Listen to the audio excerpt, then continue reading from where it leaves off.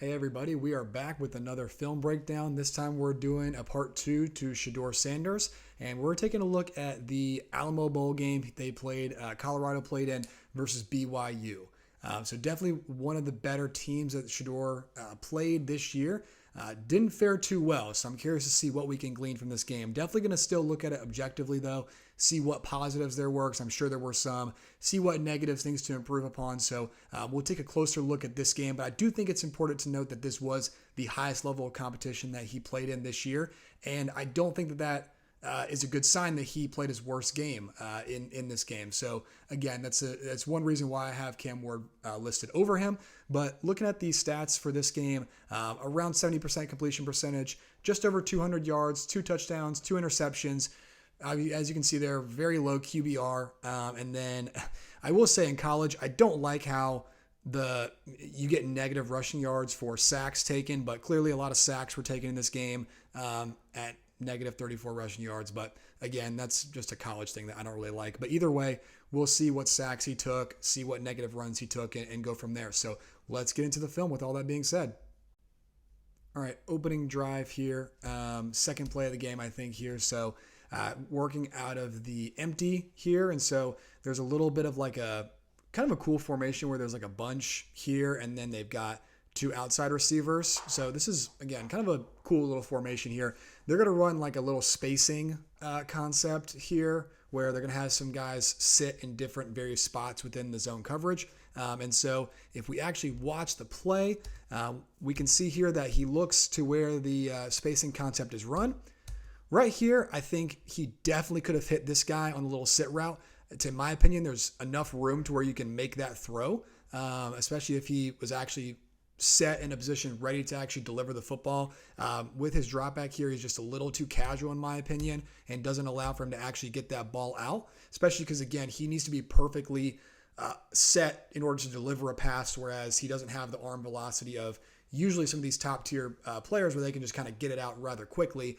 He does have a good release, but I just think he needs to be in a better position here. So misses that window. Right here, I wonder if you maybe still could kind of fit it in there, at least put it on his outside shoulder here, since this linebacker is kind of in the space, but doesn't throw it. At this point, you don't really have too much. You can maybe flip it out to Travis Hunter here, but his right tackle gets beat, so he does step up away from the pressure and then does get a positive run out of it and lowers his shoulder. One thing you cannot question on Shedeur Sanders on is his toughness. I am firmly sure he is tough as nails, and I do like that, and that's very admirable out of a quarterback. But I think you can make it easier on yourself by kind of hitting these layups that you need to hit. So right here, let's just hit the guy right there that's right in front of you. There's enough room. There's plenty of room right here. That's about as open as you're going to get in the NFL. So doesn't see it, gets away from pressure, which is good, steps up, get a positive run. All right, so yeah, we can see even early here, we're holding on to the ball way too long. So they're running a little stick concept on both sides of the field. Right there, I think you could probably hit the quick little out, but I can understand turning it down. On this other side, though, really we should be hitting this guy. There's enough space. Even we could maybe hit this guy as well, and we don't hit either one. So we hold the ball way too long. Then we fire it out there, and by then it's kind of too late, and it's already on third down. So, third and short, we got to get the ball out quick, get a first down here. So, again, just another example of holding the ball way too long. There's plenty of time in the pocket. Protection is not an issue, so we got to clean these things up. All right, so we're looking at fourth and short here, and so doesn't end up getting it on this one. We'll take our attention to the top of the screen. They go same formation of the first clip that we had here, where they got that bunch with the 2 other outside receivers and empty. So out of this one, right here, I think his receiver's not really looking. I would think to maybe throw to this guy since we're talking about 1 yard, but he's not looking. So give him the benefit of the doubt there. He wants to hit this wraparound by this other receiver here, but he doesn't really end up being that open either. So, takes his eyes off of it. Right here, though, makes a pretty good step up in the pocket. But then, in this window, this guy is still streaking across the field. This is definitely one you can hit for a first down, or maybe Travis Hunter, but I like this one. That's the one he throws to, but he throws it way behind. So this is a bad throw. Again, fourth and really short, got to have it situation. We really got to work on getting the ball out here. And so right here, you can see, I would love to see some anticipation on this one. Know that he's coming through to this window where there's nobody over there, and let's hit it, get a first down. So just throws it way behind him. And maybe he was expecting his guy to sit there, but I think you throw it sooner. You don't even have to worry about that. All right, next drive. Better timing on this one. Going to hit at the bottom of the screen, the slot receiver on the quick stop. So a little better timing on this one. Not a great throw, but, again, we'll take what we can get here with the timing of this one. So, again, with conviction, throws it out there, good enough.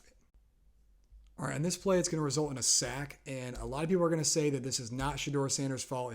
The offensive lineman gets beat. I'm going to disagree with anybody that would say that on this one.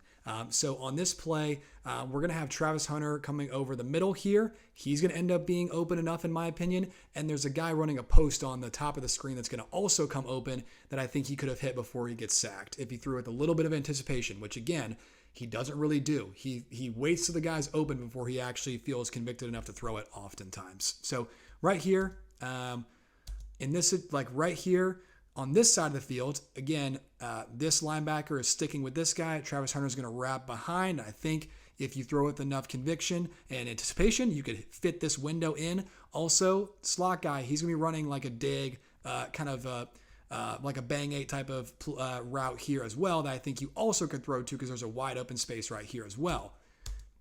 He takes his eyes off here. And again, I'm not mad at turning down this one. This would probably be a tough, tight window throw to make. But this one, I think, could be one that let's throw with a little bit of anticipation on this one.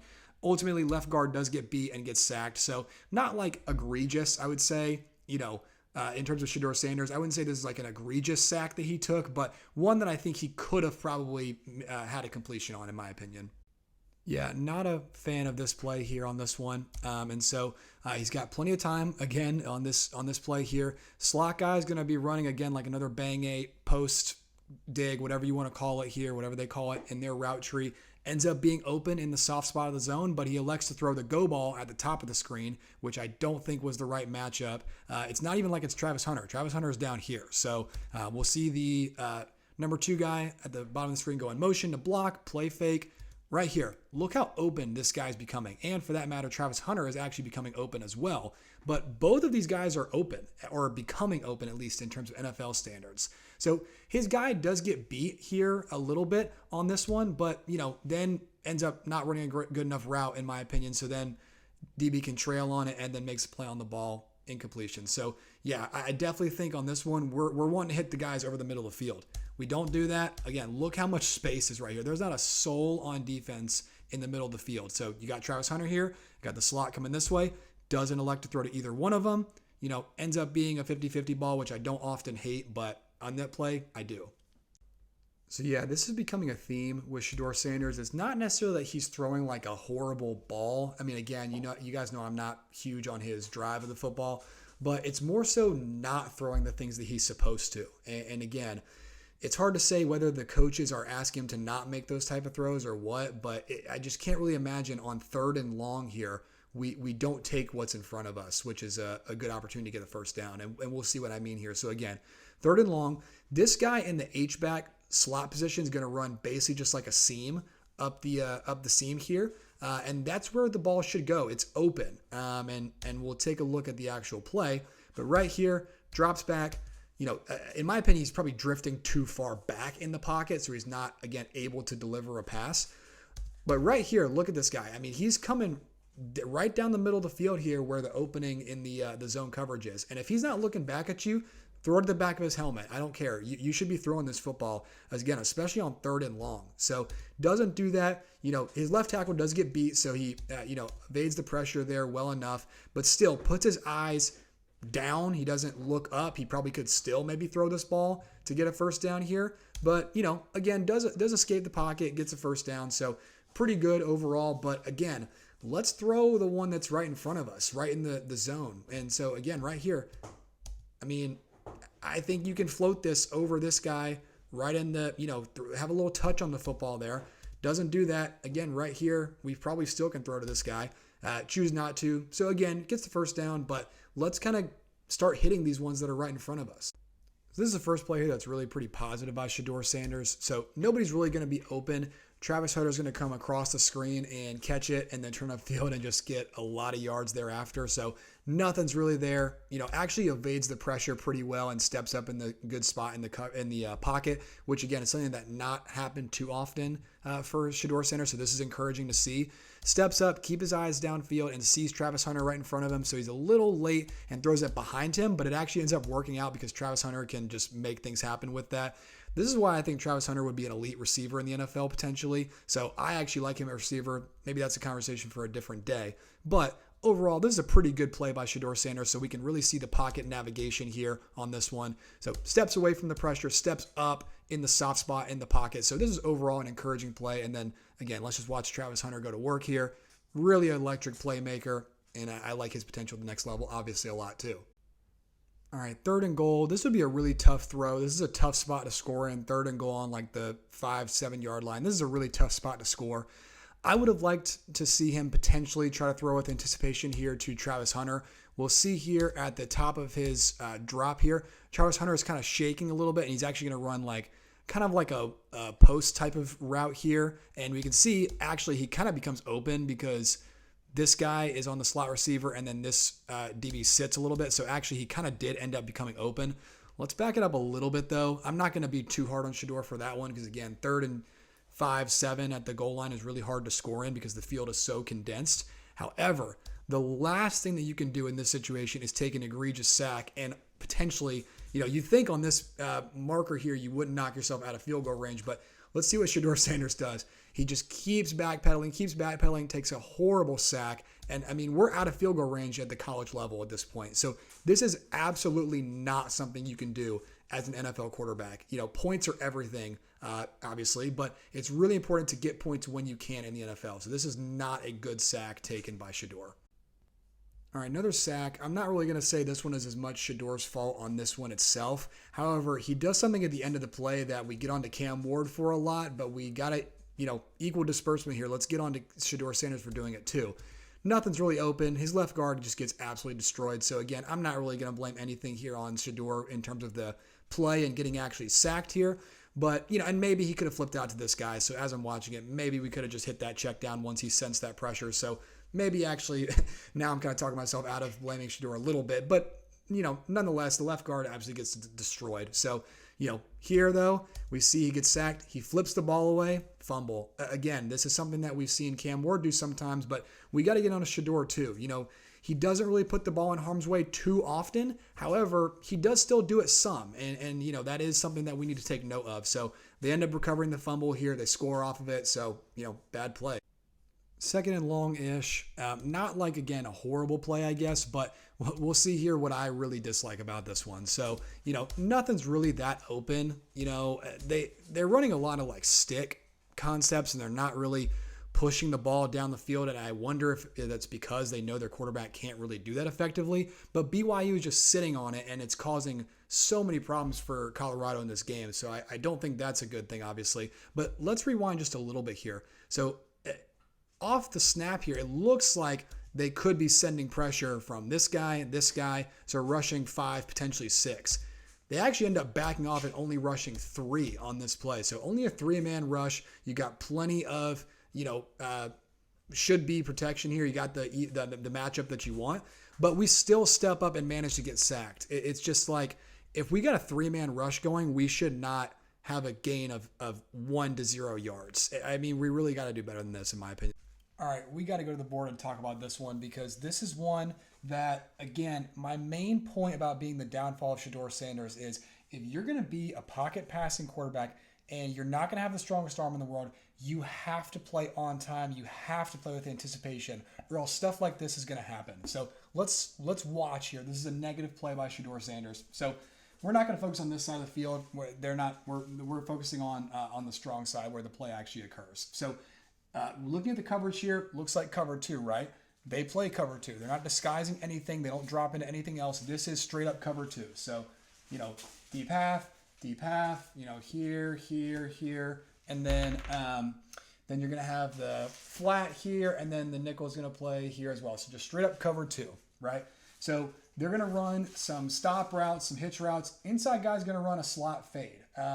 And this is a perfect play for cover 2 because this is exactly where the opening is on the cover 2. This is a hole shot is what we call it. So right between this and this area, that's the hole. That's a hole shot. This is exactly the type of throw that you want to make on cover 2. However, we will see on this play, Shedeur throws it so incredibly late. I mean, it's amazing how late this is. This guy is open. He throws it so late that he ends up getting his guy killed. And then, sorry, Remy barked in that one. He ends up throwing it so late that his guy gets killed, and it actually ends up being picked off as a result of this too. So again, if we're gonna be Shedeur Sanders, not have the strongest arm in the world, if we're not gonna, be this crazy playmaker, and we're gonna, kill guys from the pocket and things like that, we got to be able to do stuff like this. And he just doesn't do it enough consistently for me. Let's watch the play. You guys will see how late he is on this one. Yep, so here we go. We'll see the slot fade there at the bottom of the screen. Right here, it's open. I mean, it's been open at this point. This is already too late. Then holds it another tick and then lets the ball go. I mean, we'll see here, gets this guy absolutely stonewalled in the back and then ends up being a pick. I mean, this was completely avoidable and really actually should have been a positive play. But because of the way that it was executed and being so late, this happens. I didn't have the words because it's so late. And this is really what bothers me about people and their opinions on Shedeur Sanders. People assume that, and again, 3-man rush, let me just point that out as well. So people assume that Shedeur Sanders has good timing and anticipation, all that, because of the type of quarterback that he wants to be.